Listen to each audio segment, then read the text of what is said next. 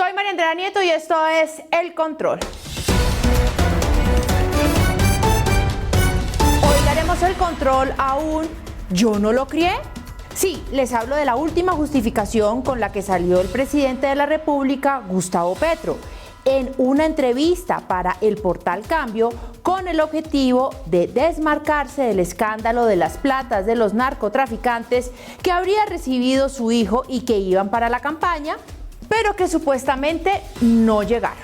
¡Uy, qué mal! En la entrevista con el portal Cambio, el presidente Gustavo Petro dijo que él se crió en Córdoba, estudió allá, hizo su universidad. Realmente nunca tuvimos la oportunidad de convivir. No lo crié, esa es la realidad. O sea que la responsabilidad es de la mamá. ¿Quién iba a pensar que iba a ser esa la salida de un presidente progresista feminista? Las redes sociales explotaron y recordaron esta frase que dijo el entonces senador y candidato Gustavo Petro en un debate presidencial en Revista Semana, en donde se preguntaba que Bogotá tiene 500.000 de mujeres solas criando a sus hijos. ¿Dónde están los hombres?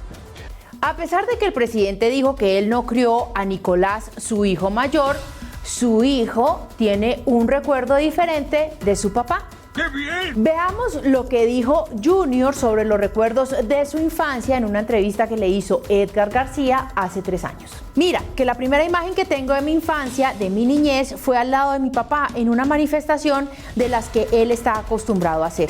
Podía tener 4, 5, 6 años, pero la imagen es que estoy al lado de mi padre en una manifestación en nuestro municipio, Ciénaga de Oro, en Córdoba. Es un municipio que está a media hora de Montería. Él me tenía agarrado de la mano, yo lo miraba y estaba la plaza llena. Acá quien lo crió, si bien o mal, no es el problema ni nuestro asunto. Acá el asunto es que Colombia quiere saber si los más de 1.000 millones de pesos que recibió Nicolás Petro de empresarios y reconocidos narcos entraron o no a la campaña de su papá. Porque resulta que paralelo al escándalo de esas platas, el país vio al hermano del presidente y al hoy comisionado de paz, Danilo Rueda, yendo en campaña a hacer tour por las cárceles de Colombia, visitando narcos y corruptos.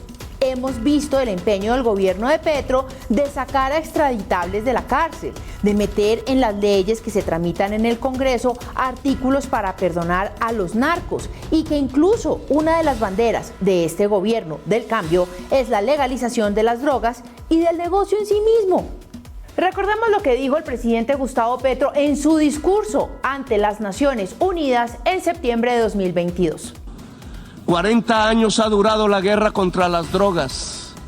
Si no corregimos el rumbo y esta se prolonga otros 40 años, Estados Unidos verá morir de sobredosis a 2.800.000 jóvenes por fentanilo. La verdad es que Nicolás Petro no es un hijo al que se pueda ningüenear. No, señor. Recordemos el trino que puso el orgulloso papá en octubre de 2019 cuando Nicolás Petro perdió la gobernación del Atlántico. Nicolás Petro hizo la campaña que tocaba. Atlántico prefirió quedar bajo la égida de los Char y catapultarlos como los rivales de la Colombia humana en el inmediato futuro. A Nicolás le queda la enorme tarea de liderar la Colombia humana en todo el Caribe. En el año 2014, el entonces alcalde de Bogotá, Gustavo Petro, enfrentaba una destitución por parte de la Procuraduría General de la Nación. En aquel momento, este fue el trino que puso su hijo Nicolás Petro. En las buenas y en las malas, pero siempre con mi papá. Petro no se va, Petro se queda. Bueno, volvamos al presente. En la campaña presidencial de 2022, Nicolás Petro fue central en la campaña política de la región Caribe. Incluso en los Petrovideos que también reveló Revista Semana, se mostraba a un papá que delegaba tareas de financiación de la campaña en su hijo. Entonces, me parece que mi hijo debería hablar directamente con él porque eso ya debe suspenderse. En la medida que no se suspenda, estamos perdiendo recursos. Entonces ahora el presidente Petro sale con el cuento de que no lo crió en un asunto que no tiene nada que ver con la crianza, sino directamente con recursos de su campaña presidencial. ¿Entró la plata de los narcotraficantes a la campaña de Gustavo Petro? Es más, ¿ya apareció Nicolás Petro? ¿De dónde salió toda la plata para financiar los eventos por fuera del calendario electoral? Es decir, la tarima, las luces, el sonido, los baños, el agüita para mi gente, durante 4 meses, desde septiembre de 2021 hasta entrado 2022. ¿Y por qué el primer evento fue hecho en Barranquilla? ¿Alguna coincidencia? ¿Y esa P era de Petro o de plata?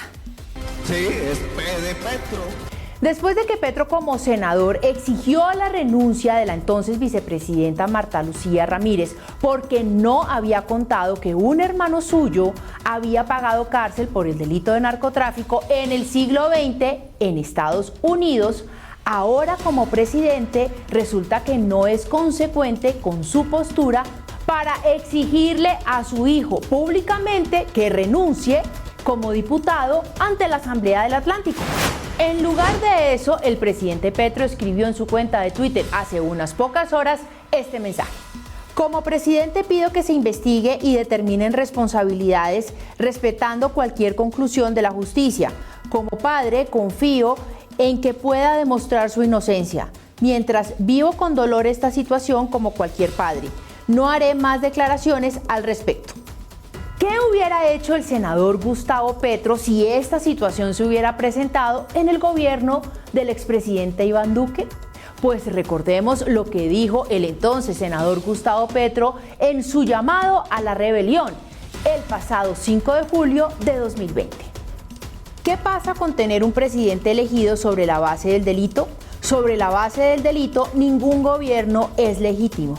No puede haber legitimidad en una democracia si su mandatario no fue elegido legítimamente. No puede haber legalidad en el gobierno de la legalidad si su propia fuente de legalidad no es el voto libre de los ciudadanos, sino una alianza delictiva con los integrantes del narcotráfico para torcer la voluntad popular y los resultados de la elección. Colombia Humana no reconoce la legitimidad del actual presidente de Colombia ni la de su fórmula vicepresidencial también hundida hasta el fango en evidentes nexos con el narcotráfico. Y que conste que lo dijo él.